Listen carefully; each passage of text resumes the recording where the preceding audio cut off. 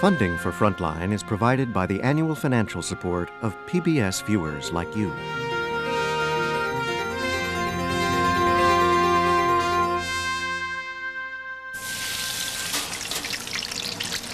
Fat.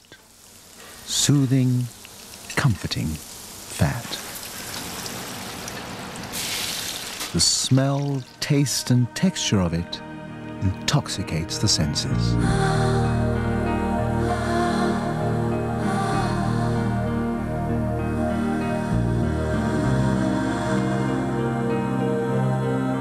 Fat is the magic ingredient. When fat is used in cooking the food, you get that extra sensory experience. It's what makes things have great texture. It can be a crispy texture. It can be a wonderful fudgy texture in the case of a delicious piece of chocolate cake. This inimitable mouthfeel that we get from fat is what delivers flavor to our palate. Fat adds taste and texture and palatability to food. We do seem to like the taste of fat. When we expose people to high-fat foods, they very frequently and regularly overeat. They consume far more energy than necessary. And we just don't get that same phenomenon when they're exposed to either high carbohydrate or high protein foods. There are reasons, sound evolutionary reasons, why all animals crave fat. Fat cells are the body's larder, storing energy against times of famine and extreme cold. And the human brain, like any animal brain, craves it. It is a primitive survival instinct. Fat is a very precious commodity in the world that we emerged from in the African jungle, where people lived on fruit and berries and wild game where there was almost no fat. The choicest foods were the fatty, flavoursome foods. And I think that the human brain, many animals as well, have been built to recognise fat, sugar and salt as part of the primeval survival mechanisms. Now we're handicapped because we have fat everywhere, but we still have those brain mechanisms charging away. And the world is getting fatter. 39 million Americans are obese. That's 20% above the ideal weight. And the numbers are doubling every 7 years. Yet at no time in history has more money been spent on diets, low-fat and sugar-free foods, slimming pills and fitness programs. And never before have we been so obsessed with a cult of thinness, so repelled by fat.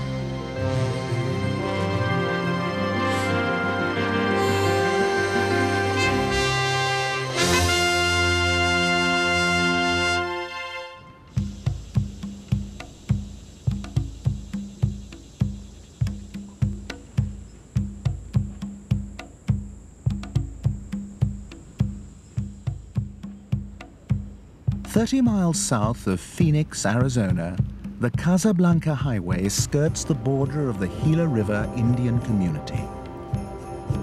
For at least 2,000 years, the Pima people lived and farmed here. But in the early years of this century, white settlers diverted the upper waters of the Gila River.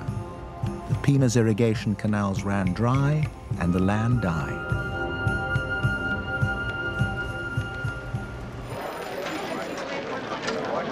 Then, after years of hardship, their fortunes suddenly changed. In 1984, the Pima were granted a casino concession in the heart of this prosperous American state where casinos are otherwise forbidden. Cap down, he pulls his wranglers up outside, he says. The links to their ancestral lands broken, the Pima have joined the American mainstream. But that was many years ago, and now I'm doing fine. Today, the Arizona Pima share the American culture, the American lifestyle, and the American diet. But in one important respect, they've outdone their fellow Americans. They are now the fattest population group in the fattest country on Earth. I have 1245, 145, and 245 deaths on the 11th. In this state-of-the-art hospital, the Pima cope with diseases that doctors have linked to obesity. Hypertension, high blood pressure, several forms of cancer, bone, joint and muscle strains, sleep apnea and diabetes. A staggering 60% of Pima adults are diabetic. A dialysis clinic operating 14 hours a day, 6 days a week, treats 18 patients at a time. In this hospital, they are proud of their achievements, and rightly so. No one pays for treatment, and the whole population is carefully monitored. The Pima have also allowed the American government to use their hospital as a human laboratory. 11,000 Pima volunteers have participated in an important long-term study of diabetes and obesity for the National Institutes of Health. I'm going to take a couple. The Pima of Arizona know that theirs is a community in crisis.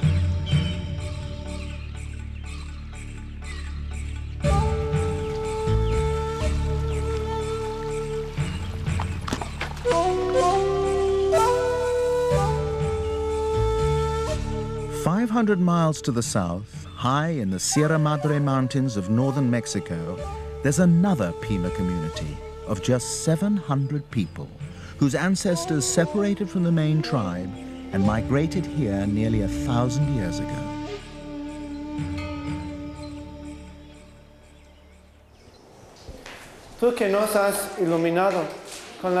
These Pima of the Sierra Madre are, on average, 60 pounds lighter than their American cousins. Diabetes and obesity are virtually unknown here.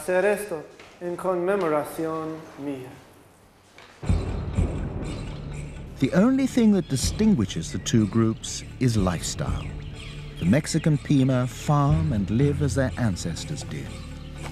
There are no labor-saving devices here, not even electricity or piped water.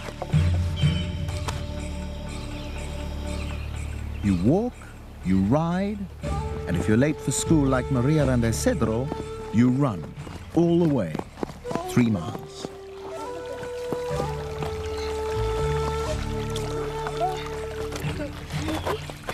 The Mexican Pima spend 22 hours a week in hard physical exercise. In Arizona, the figure is less than 2. And here they eat a traditional diet of fruit, vegetables and corn tortillas, high in fiber and low in animal fat. For scientists, the striking physical difference between the two branches of the Pima nation perfectly illustrates the impact of modern living on weight and health. We live in a food toxic environment. We don't live in a normal environment like people lived in a century or 2 centuries ago, where you had to go out and really labor for your food and continue laboring and burning those calories and get precious little food in return, in most times. Today, it's all over. Over the last 50 years, there's been a drastic fall in the amount of exercise we take. At the same time, a complete transformation in the way we eat and in what we eat. Food has been industrialized. It is a massive global industry. In the United States, the 3rd largest, ahead of electronics, aerospace, and computers.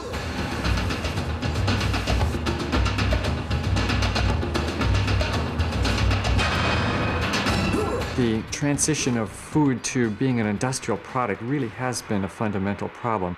First, the actual processing has stripped away the nutritional value of the food. Most of the grains have been converted to starches. We have sugar in concentrated form, and many of the fats have been concentrated, and then worst of all, hydrogenated, which creates trans fatty acids and with very adverse effects on health. Unlike any time in history, we are exposed to an environment where food is widely available, heavily promoted, available at low cost, and it tastes good. In the United States, the food industry spends $36 billion a year on advertising, and much of it is aimed at children. The average American child sees 10,000 food advertisements each year on television alone. Happy Meal 95% of those are for one of 4 types of foods, dense in calories and fat. It could get better. Fast foods, sugar-coated cereals, soft drinks, or candy. And that's 10,000 messages by the brightest minds in advertising to convince children to eat foods that are bad for them. Bad foods are ubiquitous, and they crop up in the last places one would expect. The catering contract at Glendale High School in California has been awarded to the fast food companies. Credit for this initiative goes to Richard DeBerg. I talked to students. I asked students what they wanted. And time again, the students wanted what we refer to as fast food. Not just a hamburger, but a hamburger with a logo on it. You're welcome. So advertising definitely works. I don't believe they'd be spending hundreds of millions of dollars on advertising if it didn't work. Students are targeted for advertisement. And if what they see on television, they see on the billboards, they hear on their radio stations, and they see in a newspaper, I think it really does work. Does Rick DeBerg have any qualms about selling kids high-fat food? Oh, there's all kinds of weirdos and food police that come in and have their own various theories on what's healthy and what's not. But I don't feed food police, I feed kids. And that story is being repeated across the globe. Today, the Chinese, and particularly the young, want everything we have to offer. And of course, we're always happy to sell it to them. In 1992, the McDonald's Corporation set up shop in Beijing. Soon, the other fast food chains and all the main American food and soft drink manufacturers had joined them in the rush to secure a slice of this lucrative and expanding market. And just like everywhere else, the advertising and promotion of junk food is principally aimed at children. In this small clinic, one of several in the city of Beijing, Professor Zhang treats 1,000 obese children, almost all of them boys. Obesity was practically unheard of here a decade ago. Now, according to Professor Zhang, 1/10 of urban children are obese, and the numbers are rising steadily. She attributes this to an invasion of Western junk food and soft drinks and the ascendancy of the motor car, the familiar story. Professor Zhang's prescriptions are conventional. Appetite suppressants, a diet of lean meat, fruit, vegetables, massive doses of encouragement, and exercise. Lots of exercise.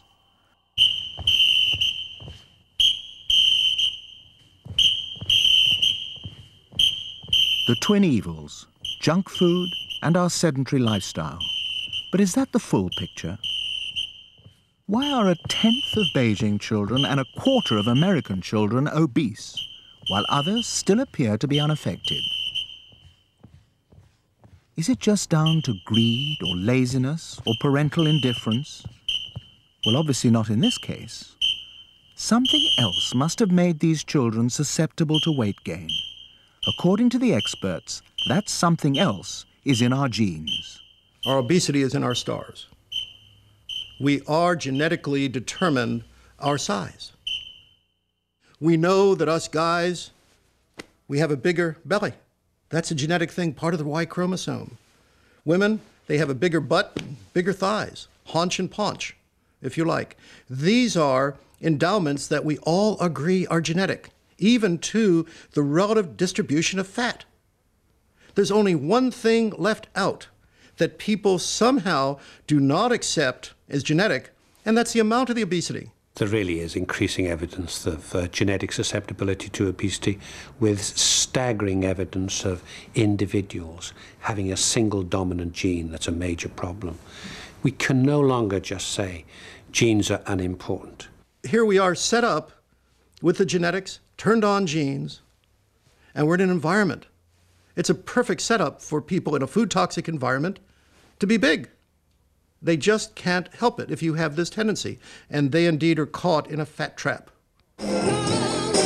It's never been easier to become fat. It has never been harder to be fat. Few people appear to understand that some are much more susceptible to weight gain than others, and that this susceptibility is inherited. And even fewer appreciate that the poorer you are, the more reliant you become on cheap, toxic food. Lynn McAvee is one fat lady who has been allowed to state her case. Obesity is not a character flaw. The directors of a leading pharmaceutical company have invited Lynn to sensitize their employees with her story of a lifetime struggle with her body and prejudice. It's important for me to talk to you today about the experience of being fat because I'm a 500-pound woman and I'm the worst case scenario. I'm what you're all afraid of. I'm why you're afraid to eat that extra piece of pie. I'm the cautionary tale that you all live by. This is a picture of me when I was on my first diet. No, it's not a joke. I really was 3 weeks old when I was on my first diet. I was taking the doctor for my weight at that age because I was getting too tall and too fat, and my parents were scared. This is a picture of me when I was age 7 with my first boyfriend. Do I look happy in that picture? Do I look happy? I don't think happy is the right word. I was very, very stoned. I was on amphetamines, and I had spent the afternoon running around the house trying desperately to get that energy out of me, that feeling that I didn't understand that happened to me when I took the amphetamines. Here's another picture of me when I was 15. This is when I started on my really big diet. I was taking phentermine, and I was using up prescriptions like crazy, and the doctor just gave them to me because, after all, it was more important that I be thin. And so I did everything I had to do to lose it and to try and keep it off. This is Michael Patrick Giuliano. He was one of my best friends in high school. He's about 15 or 16 here. This was when we were both taking phentermine, and we were phentermine buddies. Michael was gay, and he was getting off a bus one day at night, and a gang of thugs surrounded him and said, "Let's get the fat faggot." And so they beat him up, and because he had such a pretty face, as you can see, they mutilated his face. And he really couldn't live without that face, because he certainly couldn't live with just his body, being fat, and he committed suicide rather horribly. He was just the first of many friends that I've lost to violence. If you're a supersized person, you are a target. I've personally had experiences where people tried to run me down in cars, laughing at me. I have early childhood memories of children in bicycles surrounding me and trying to run over with me, let the air out of me. I hope in your entire life you never need the courage that I need just every day to get up and get out the door. Prejudice begins at a very early age. In a London primary school, 24 children between the ages of 5 and 8 are given a test that was first used in an important American study of children's attitudes. 4 photographs are handed out to every member of the class. They show a child in a wheelchair, a child who has lost her hair through cancer treatment, a child from a nation they would have had no contact with, and a fat child. And what you've got to do is you've got to choose one which you wouldn't like to be your friend as much as the other 3. Don't show anyone else. Once you've got that one person that you don't want to be your friend, bring it up and put it on the table up here.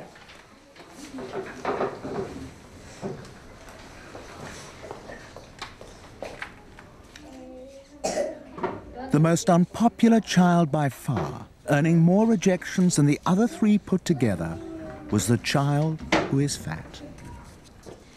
Why did you decide, Stacey, that you didn't want that little boy as your friend? Because he's fat. Because he was too fat. Because he was too fat. Well, what are fat people like, Joshua? Lazy. Fat. We have made fat shameful. Cookies. And it's a cruel paradox that the ideal of physical beauty is becoming progressively thinner at the very time when there are more and more reasons and inducements for people to put on weight. It's crazy making. People are bombarded with messages. Eat this, eat this, eat this, eat, eat, eat, eat, eat. Whether it's good or bad, eat. And then on the other hand, they're told, be healthy, don't eat. I wish they all could be California. I wish they all could Through cinema, magazines, and above all television, we are now exposed to more millions of images than anyone has seen in the history of the human race. Most of those images are American, and they are thin. The ideal has come to a point that hardly anyone can achieve it, no matter what they do. And I think particularly it's worse for women than it is for men. The ideals of feminine beauty that we see in the movies and in the magazines and that sort of thing are just impossible for most women to achieve. I feel it is totally unfair that we're raising generation after generation of young people, especially women, to be at war with their own bodies. I'm very concerned about my own daughter, Christy, who's 9 years old. She's to the point now where she likes her body. She's athletic and she climbs trees and runs and plays games and really enjoys herself, and her body is her friend. But it's beginning to change because she's now comparing herself to models that she sees in magazines, and she's comparing herself to Barbie dolls and things like that, and doing so unfavorably. I start to see hints of it right now. If she is the typical young female, the war with her body will begin at puberty.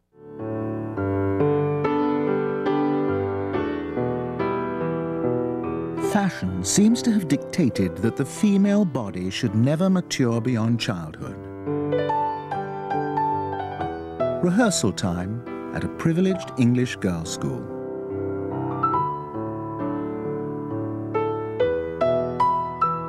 Here, there's every opportunity and every encouragement to be superbly fit.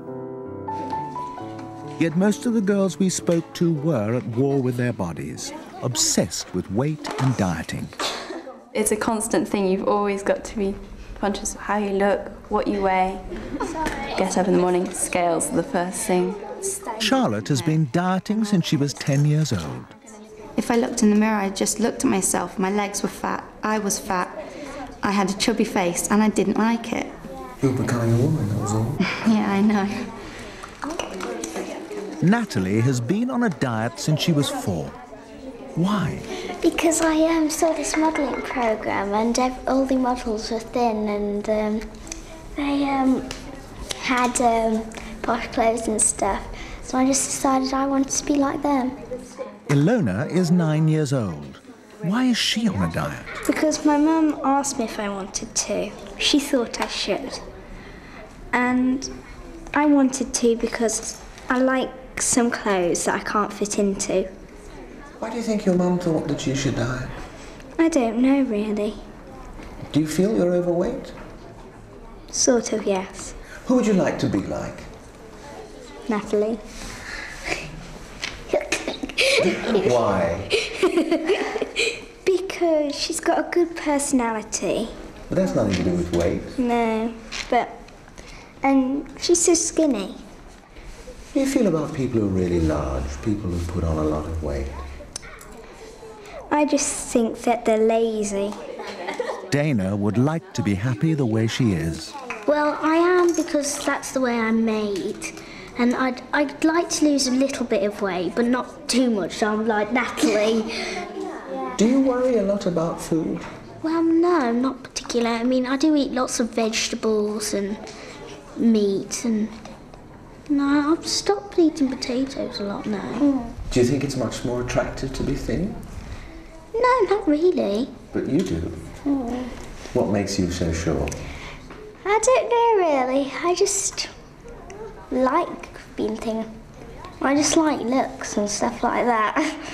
You think looks are important? I don't think it's the personality really that counts. I lay the blame on our educational system that never celebrates young girls.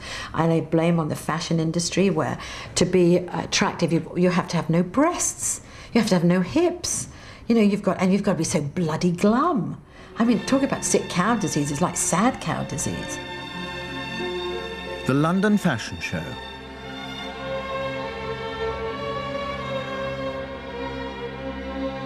The cult of thinness has been pushed to such ludicrous extremes that some are literally prepared to die for it.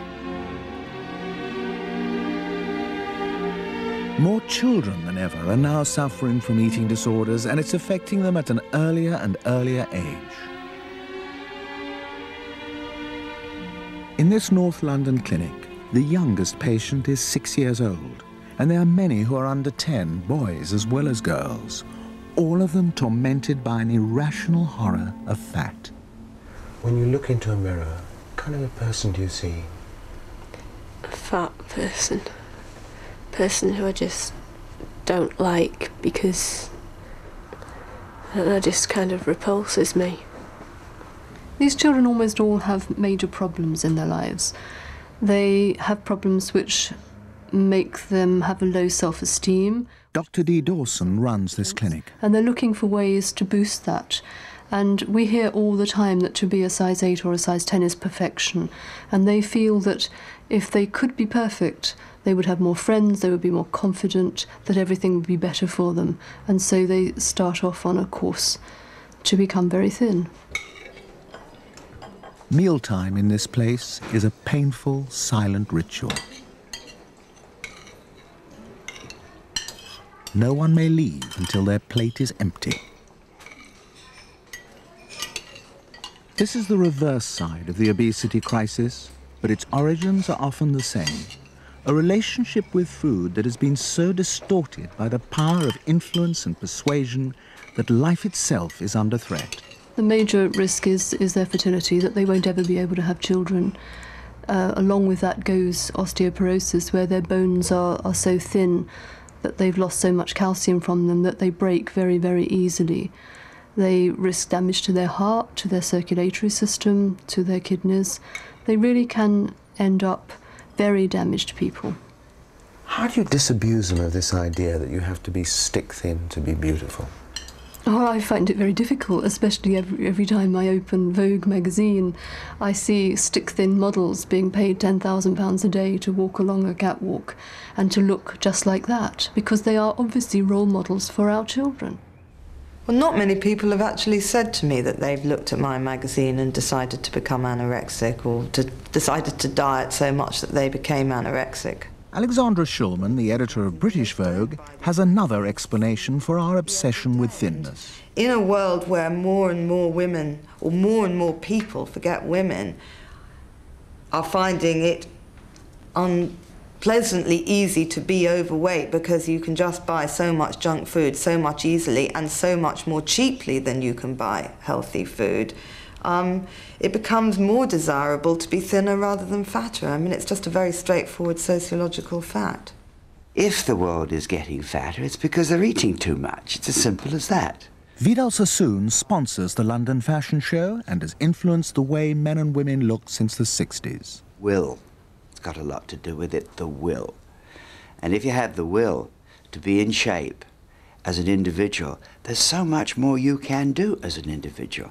Do you feel any responsibility towards the teenage girl who starves herself in order to look like the fashion model she sees on the catwalk at events like today? Well, personally, I feel no responsibility at all. I sense that if a young lady feels that she has to be bulimic and anorexic to look like the girl on stage, then we're advertising the wrong model of health. I have watched many models this week. Very few that I would consider, never mind anorexic, even skinny. I would consider them extremely healthy with vital lives and a lot of interest in their lives, which help.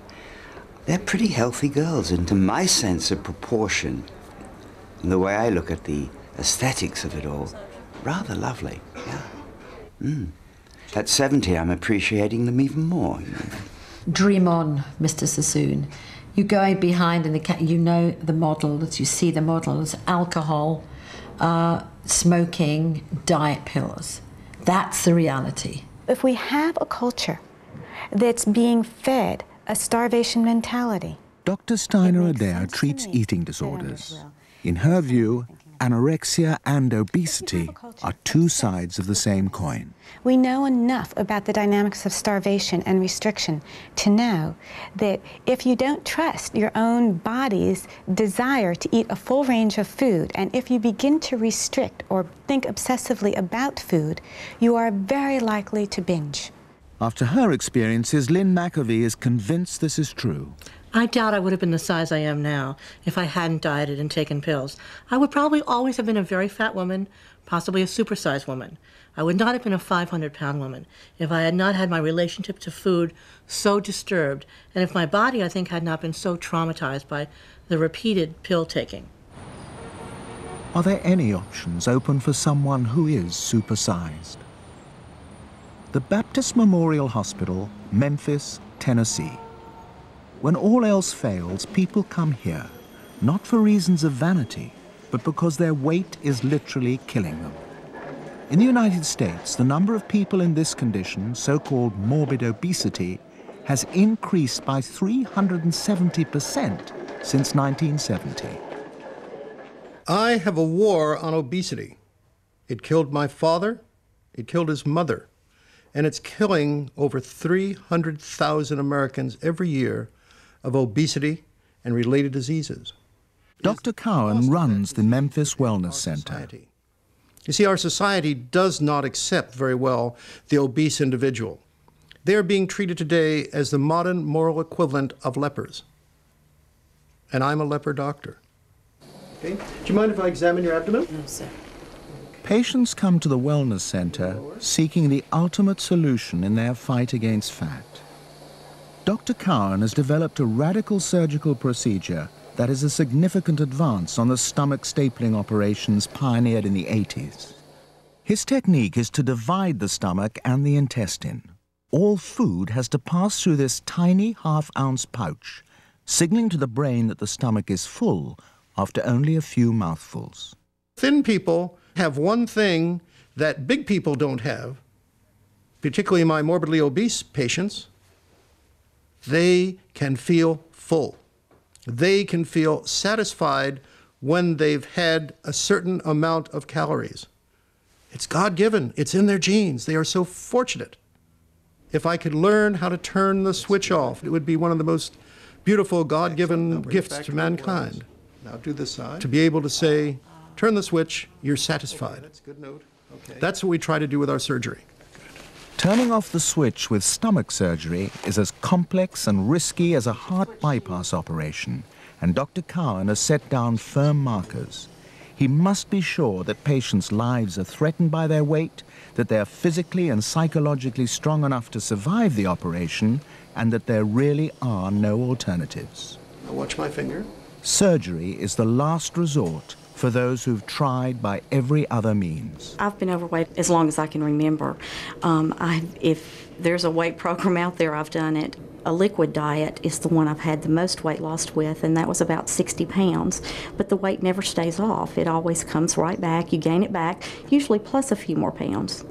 I've tried Weight Watchers, I've tried Slim Fast, Dexatrim, PenFin, I've tried magazine diets, soup diets, body reps, and I have even had my mouth wired.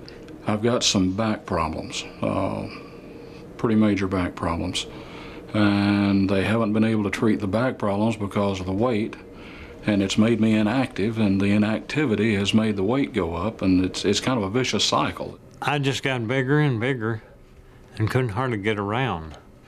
I couldn't walk and made difficulty. So I met Brother Cowan, Dr. Cowan, and we talked about operations, you know. And so after he'd done his surgery, well, I have improved a whole lot. I would love to see medications considerably more effective, and I'd gladly hang up my scalpel and just go away quite quietly. But they aren't there at present, and I just doubt that it's going to be that simple. Stomach surgery is a radical and still controversial procedure. In less experienced hands, it can go badly wrong. But when successful, the results are dramatic. I was 64.5 inches in the waist, and I looked pitiful. Before her operation, Becky Smith weighed 340 pounds. She now weighs 130 and works as a beautician. Just to show you one of my favorite little blouses here.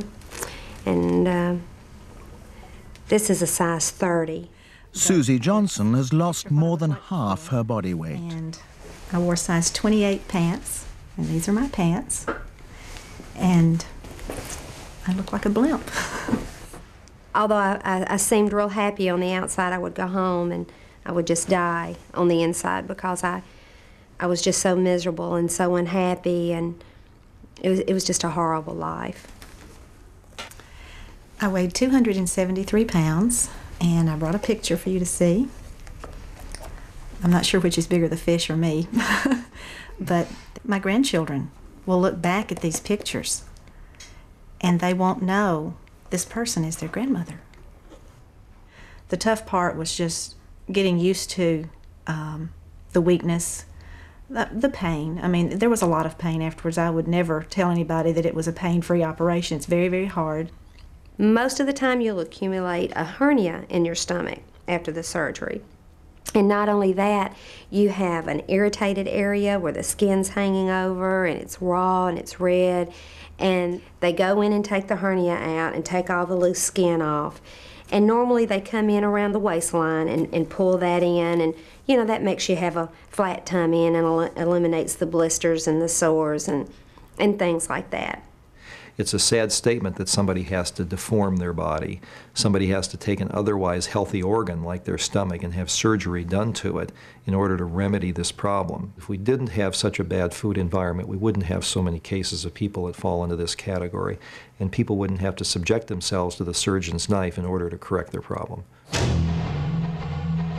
In the wild, there is no obesity crisis, and especially in regions where food is plentiful.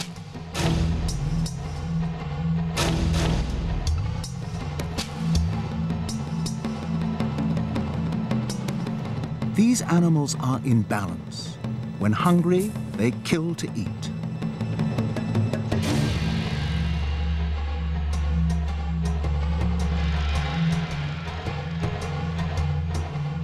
When their bodies are fully nourished, they withdraw, leaving the unwanted remains to the scavengers.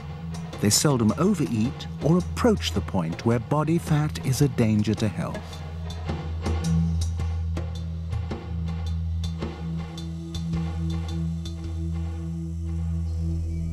Only in regions where food is scarce and supplies can be cut off for long periods of time have animals developed the ability to lay down large stores of body fat. Under these conditions, fat is a guarantee of survival, never a threat to health. It should come as no surprise that our species, which has settled in virtually every habitat and climatic condition on Earth, should have developed such a variety of body shapes. The mystery, though, is why some of us should have lost that innate ability to know when we are full and are piling on excess fat. One of the things we've already discovered is that a high-fat, high-energy-dense diet, which is very prevalent these days, has a very powerful effect on misleading our metabolic control processes. And we're trying to find out what it is that goes wrong, why some people simply go haywire when put into conditions of a high-fat diet and low physical activity. Morning, Chris. Get up now and just keep standing for the next half an hour. Through carefully controlled experiments, scientists are beginning to find the answers. Okay, Chris, it's now time for cycling. Can you keep cycling for the next 40 minutes? This chamber allows precise measurement of energy output versus input, giving researchers accurate insights into the way exercise and diet affect body weight. By secretly boosting the calorie and fat content of ordinary meals to junk food levels, scientists are learning how the modern diet fools the body's control systems, and that some people are much more susceptible to this than others. Using human guinea pigs who have been put through drastic diets, scientists are also learning how the mind and body fight to maintain fat when faced with the specter of starvation, and why this makes dieting so difficult. The good news is that the body does eventually stabilize at its new reduced weight.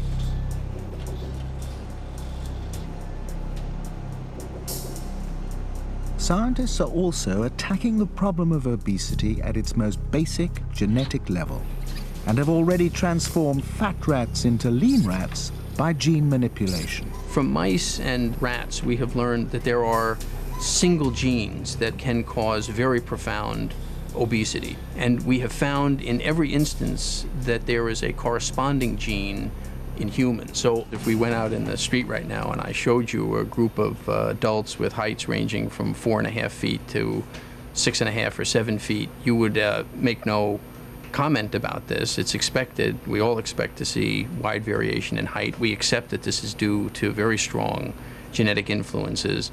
My perception of this is that there are equally potent genetic influences on body weight as there are on height, but the population, because of our lack of understanding of all the mechanisms, simply has not come to accept this yet. Unfortunately, most doctors have been just as reluctant to recognize these genetic influences and still use a crude formula to calculate the ideal weight range for a particular height. Those who are outside that range are warned that they are endangering their health. That you're at a much increased risk of developing problems related to being overweight, diabetes or high blood pressure or high blood cholesterol. The charts that doctors use allow for differences between the sexes, but make no other distinction, whether on the basis of age, heredity or body shape. No suggestion, in fact, that the point where weight becomes unhealthy might vary from one person to the next. Today, more and more people are beginning to see medical charts as unscientific, impersonal, even dangerous. David Alexander is in peak condition. He is 5'8" and weighs 250 pounds, 100 pounds more than the recommended ideal for someone his height.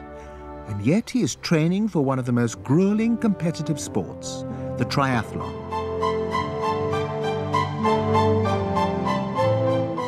In a typical week, Dave will swim 5 miles, run 30 and cycle 200.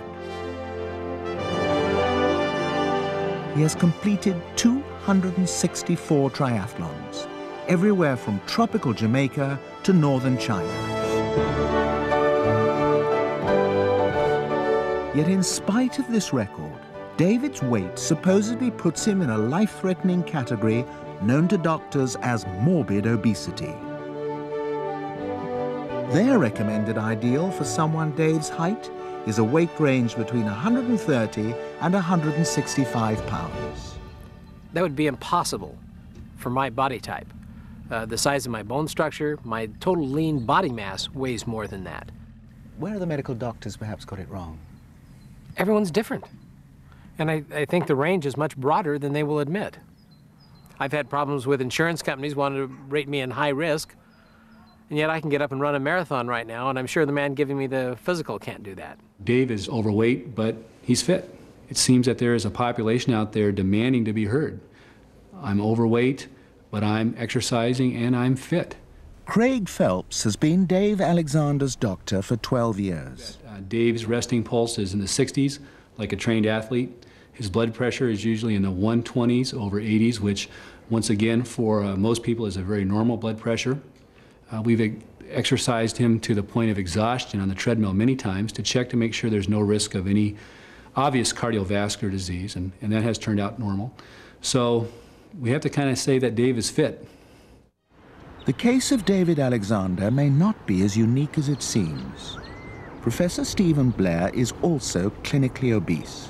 He runs 35 miles a week and is in perfect health at the age of 59.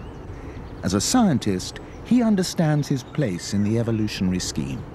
I think I'm probably very well suited to a life as a serf on the Russian steppes. I am strong, I can work hard, I conserve body mass, I could probably make it through the famine. I'm not quite so well suited to be a scientist leading an essentially sedentary life, onto which I graft this kind of artificial dose of exercise every day. Since 1970, 25,000 people of all shapes and sizes have passed through Professor Blair's Dallas laboratory. Their fitness levels were measured, and their subsequent medical histories closely followed for the next 8 years. The results fly in the face of medical orthodoxy. Surprisingly, we found that the men who were fat, but who were also fit, actually had no increased mortality rate. In fact, the fat, fit men had far lower death rates than the normal weight men who were unfit. So the bottom line in this research, at least in this set of observations, is that lack of fitness seems to be much more important than fatness as a predictor of which men were going to die during this 8-year follow-up. So maybe the medical profession has been a little bit too rigid in telling us what is the ideal range of weight for a certain height. I don't like the term ideal weight. I don't think we know what any person's ideal weight is. Human beings come in different sizes and shapes. On any characteristic you care to name, there's tremendous variation from eye color to hair color for those who have hair and those who don't have hair. And we vary. Some of us are short and stocky. Some are tall and skinny. So to claim that some formula can produce a so-called ideal weight that we can then apply to an individual, I think is faulty logic. And that's a revolutionary idea, that it's perfectly possible to be fat and fit. I think it's a good news public health message. And it cannot be overemphasized. In her teens, Jacqueline Hope was caught in a cycle of dieting and binging which pushed her weight up to 340 pounds. But somehow she found the strength to ignore doctors and fashion and appreciate her own fat body. Paradoxically, once she learned to love herself, the weight fell off. At 180 pounds, still technically obese, Jackie is confident she has settled at the weight that is right and healthy for her. I like being a big woman. I love having large breasts. I love having big hips. I like having a little belly. To me, I look Rubenesque. I look in the mirror and I'm naked and I'm vulnerable and I like what I see. And who the hell is out there to tell me that anything is wrong with it? Gentlemen, will you please welcome the president of Big, Bold and Beautiful, Jacqueline Hope. For Jacqueline, self-confidence is big business. From Toronto, she produces her own fashion line, runs her own model agency, and the largest plus-size boutique in the world, all under one flamboyant banner. Laura, hi, sweetheart. It's a place where you can give a hug without someone standing back and thinking, what are you doing? What do you want from me? You're gonna look wonderful. Thank you so much, Jacqueline. You're gonna be a gorgeous princess coming down the aisle in here. I know what I was feeling as a large-sized woman for many, many years. I felt that no one wanted to touch me. I felt that they thought that what I had was contagious. I would hem it up another 6 inches. It's a place where you can tell them to show their bust or show their cleavage and they won't take offense to it because they feel the way you do. They want to show their womanhood. They want to be able to come out from hiding. How exuberant, how confident, and what a contrast to the gaunt, bony, humorless world of contemporary high fashion.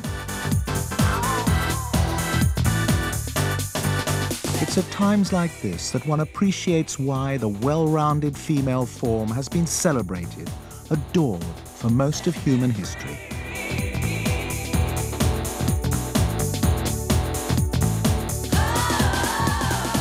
Generous, life-sustaining, sensual. But a vision of beauty that has now been entirely rejected.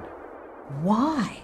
Why is a skeletal body more attractive or more wanted than a voluptuous body? What is it about this magnitude of flesh that is so gross? Do men really love to go to bed with a skeleton? With no breasts and no hips and sort of like banging into a bloody coat hanger? I don't get it. Anita Roddick has launched a campaign which she hopes will restore that lost sense of beauty and give something back to the vast majority who cannot look like coat hangers. This contribution came from a young photographer who has made what she calls big women her speciality, Melanie Coles. I'm trying to give back some self-esteem, some self-respect to big women and make images proving that they are beautiful, they are worthy, they do have what it takes.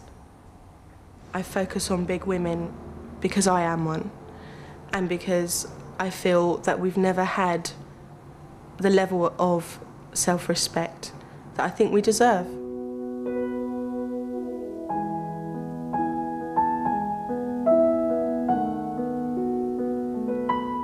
For those who have never once been branded fat, Melanie's quest may seem unimportant, even pretentious. Less so when one understands that one of the major reasons why weight can get out of control is despair in the face of constant criticism and exclusion.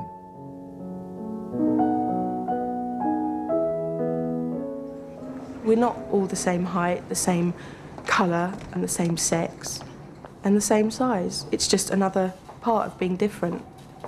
I'm constantly reminded by images around me in the shop that I'm not accepted, I'm not wanted, I don't fit in. And sometimes I don't care, sometimes that doesn't bother me. I am who I am and I'm happy with that. But, there are days when you just want to fit in, you just want to kind of disappear into society. When you're walking down the high street, you don't want to feel like you're the biggest person there or that everybody's looking at you and judging you purely on how you look. Fat is an issue that goes far, far beyond the dry science of calorie counting and energy measurement. All right. It touches relationships, even politics, the way we function as people and treat each other. In this family, food is still a source of pleasure, eating a social occasion which every week includes the whole extended family. Where people still have this attitude to food and to each other, there is no obesity crisis, no diet industry, no cult of thinness. But what is the message for us? Whether we offer a message of hope or despair depends on a person's goal. If a person's goal is to have the ideal perfect weight, despair is the only outcome because very few people can attain that. If people's goal is, can I lead a healthier life? Can I feel better about myself, have more energy, be healthier, live longer? The answer is unquestionably yes. And I think the healthiest, most psychologically adaptive way to approach this is to do the right things in order to control weight. That is, eat a good, sensible diet, follow the nutritional guidelines, don't be crazy about it, don't overdo it, don't restrict yourself too severely, but eat a reasonable diet. Follow a reasonable exercise program. That doesn't mean that you have to become a marathon runner, but just follow a reasonable exercise program and just see what happens to your weight. And for most overweight people, those changes alone can lead to dramatic changes in weight.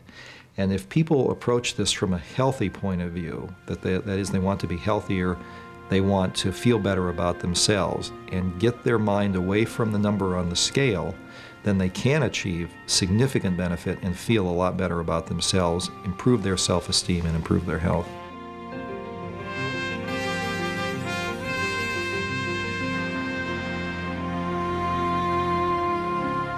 For more on the obesity epidemic, visit Frontline Online. For a rundown of useful information on fat and fitness, the genetic and environmental factors, a guide to reliable internet resources on weight and health issues, and more at www.pbs.org.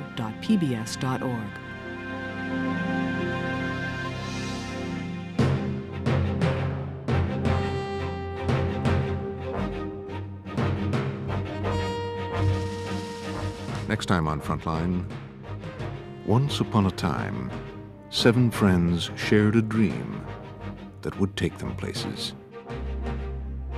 10 years later, 4 have been imprisoned. 1 is dead by his own hand, and 2 are in the White House.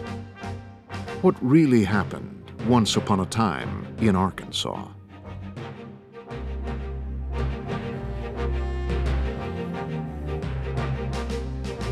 To order a VHS copy of tonight's program, call PBS Home Video at 1-800-PLAY-PBS.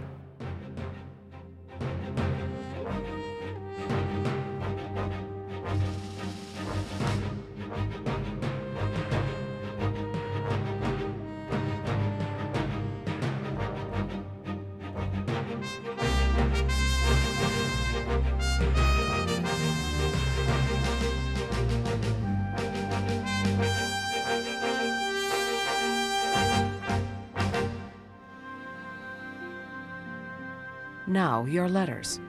Our program, Washington's Other Scandal, drew hundreds of forceful comments. Here's a sample of the email response. It does not start in Washington, it begins in our own backyard.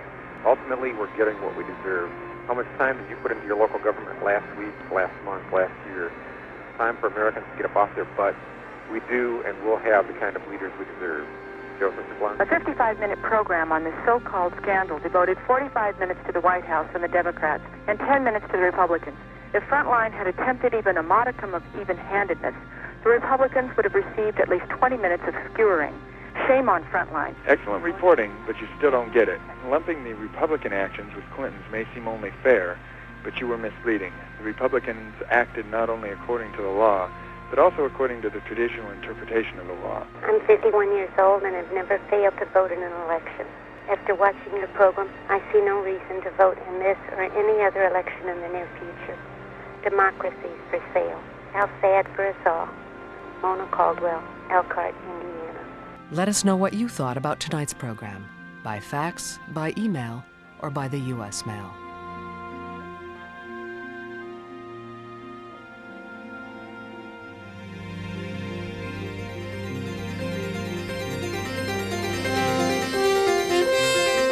Funding for Frontline is provided by the annual financial support of PBS viewers like you.